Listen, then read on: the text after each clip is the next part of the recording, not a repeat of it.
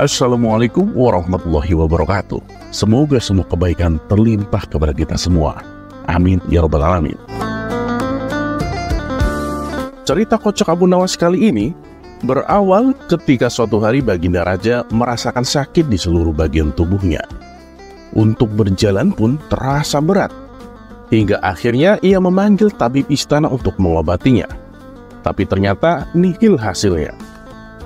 Lantaran tabib istana sampai ahli kesehatan sepenjuru negeri tak mampu mengobatinya. Akhirnya Baginda Raja membuat sayembara untuk para tabib agar bisa menyembuhkan penyakitnya. Barang siapa yang bisa mengobati penyakitnya akan diberi hadiah uang emas yang banyak. Sayembara tersebut pun menyebar begitu cepat. Banyak para tabib yang akhirnya ambil bagian, mengadu nasib untuk mengobati Baginda Raja. Abu Nawas yang mendengar sayembara itu pun tertarik untuk mencobanya. Padahal ia sama sekali tak mempunyai kemampuan mengobati penyakit. Hari yang ditunggu pun tiba. Abu Nawas menghadap raja untuk mencoba mengobatinya. "Ya Abu Nawas, rupanya kau ikut juga sayembara yang kuadakan ini," kata Baginda Raja. "Benar Paduka Yang Mulia," jawab Abu Nawas. "Kamu kan bukan tabib. Apa kamu bisa mengobati penyakitku ini?" tanya Baginda Raja. "Hamba akan mencobanya Paduka. Hamba akan mencoba menerapkan cara-cara yang belum pernah dilakukan tabib lain," ucap Abu Nawas meyakinkan. Ia kemudian meminta Baginda Raja untuk menerangkan penyakit apa yang diderita, agar bisa memberikan tindak lanjutnya. Baginda Raja pun menerangkan jika tubuhnya terasa nyeri, tangan dan kakinya terasa pegal-pegal. Setelah memeriksa, Abu Nawas tidak langsung mengobati. Ia meminta waktu 2 hari kepada Baginda Raja untuk meramu resep obat terbaik. Duduk di bawah pohon yang rindang, ia terus berpikir resep untuk sang raja. Maklum saja, Abu Nawas bukan tabib, sehingga bingung harus memberikan resep apa. Sambil duduk dan berpikir, dari kejauhan dia melihat seorang kakek tua yang masih sibuk sendirian memetik buah-buahan di kebun kurma. Abu Nawas yang heran langsung mendekati kakek tersebut. Setelah bercakap-cakap dengan kakek tersebut, Abu Nawas mendapat jawaban jika kakek itu menjadikan aktivitas memetik buah sebagai kesibukan. Jika tidak ada kesibukan, si kakek malah merasa badannya pegal-pegal. Dari pertemuan itu, Abu Nawas menemukan penyebab sakit Baginda Raja. Dan keesokan harinya, Abu Nawas menghadap Baginda Raja. "Abu Nawas, belum 2 hari loh ini kamu sudah menghadapku. Mana obat untukku?" tanya Baginda Raja. "Maaf Paduka Yang Mulia, kali ini hamba datang belum membawa obat yang bisa Paduka minum. Sebab obat yang bisa menyembuhkan Paduka itu hanyalah sebuah telur unta. Nah, Paduka harus mencari telur unta itu sendiri. Karena jika tidak dicari sendiri, maka khasiatnya akan hilang," terang Abu Nawas. Raja pun berpikir sejenak, yang akhirnya mengiyakan saran obat dari Abu Nawas. "Kalau itu yang kamu sarankan, baiklah, aku akan segera mencarinya," jawab Baginda Raja. Dengan sekuat tenaga, Baginda Raja mencoba mencari telur unta di pasar. Para pedagang pun terheran. Bukankah unta itu beranak, bukan bertelur? Tapi ya, mereka tidak berani mengatakan hal itu, sebab yang mencari adalah Baginda Raja.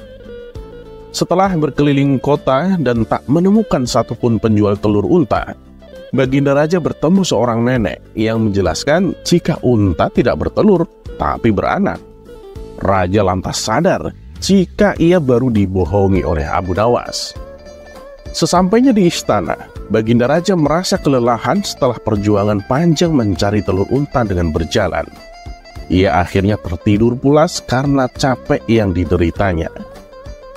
Dan pada keesokan harinya, ketika Baginda Raja bangun dari tidur dan amarah kepada Abu Nawas masih memenuhi pikiran sang raja, ia langsung menyuruh para pengawal untuk meminta Abu Nawas menghadapnya. Tak lama kemudian, Abu Nawas pun datang. "Bagaimana Paduka Yang Mulia? Apakah Paduka telah menemukan telur unta yang hamba anjurkan?" tanya Abu Nawas setelah memberikan salam kedatangan. "Rupanya engkau telah mempermainkanku, Abu Nawas. ucap Baginda Raja dengan marah. "Maaf Paduka, apa yang Paduka maksud?" ujar Abu Nawas sedikit bingung. "Kamu menyuruhku mencari telur unta, padahal unta itu kan tidak bertelur, tapi beranak," terang Baginda Raja. Abu Nawas kemudian menceritakan pertemuannya dengan seorang kakek yang ada di kebun kurma, sampai memperoleh hikmah jika anggota badan yang tidak pernah digerakkan akan membuat orang itu sakit. Pengalaman itulah yang ingin diterapkan Abu Nawas kepada Baginda Raja, supaya tidak hanya memerintah, tetapi juga bergerak. "Oh itu Paduka, tentu saja Paduka tidak akan menemukan telur unta. Sebab ya tidak akan mungkin ada unta yang bertelur.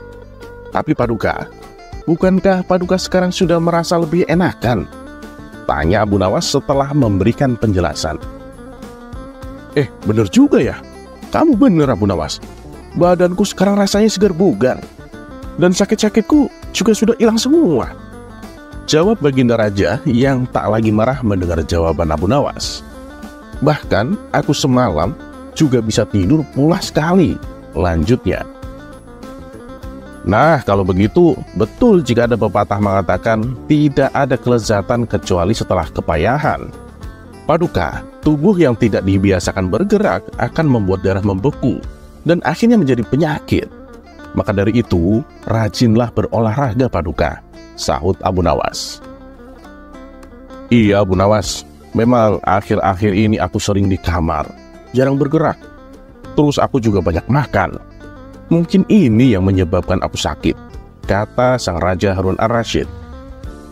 "Abu Nawas, maafkan aku ya telah memarahimu. Aku tak jadi menghukummu, tapi aku akan memberimu hadiah karena telah memberiku obat yang sangat luar biasa," lanjut Raja Harun.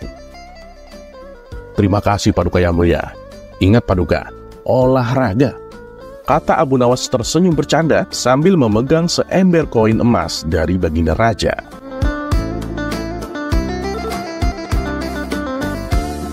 Terlepas apakah cerita ini adalah cerita fiksi atau kenyataan, karena hikmah adalah barang hilang seorang muslim. Di mana ia menemukannya, maka ia berhak mengambilnya.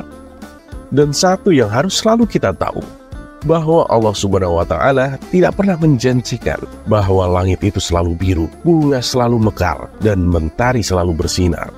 Tapi ketahuilah bahwa Dia selalu memberi pelangi di setiap badai, senyum di setiap air mata, berkah di setiap cobaan, dan jawaban di setiap doa.